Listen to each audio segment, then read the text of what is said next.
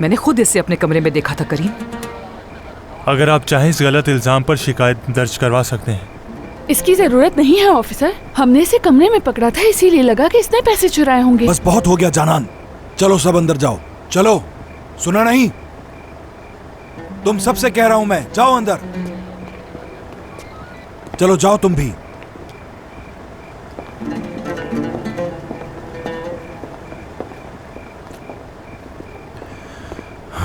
फातिमा साहिबा, आपके साथ हमारे घर में जो कुछ भी हुआ, मैं माफी मांगता हूं उसके लिए आपसे। मैं वाकई बहुत शर्मिंदा हूं, बहुत ज्यादा। करीम साहब, हम जिस दिन से यहाँ आए हमारे साथ अच्छा सलूक नहीं किया गया। मेरी बेटी चाहे चुप रहे, मैं जरूर कहूंगी। ये माने कि आपने हमारे साथ बहुत ज्यादती की है। खैर, अब हमारा यहाँ कोई काम नहीं है।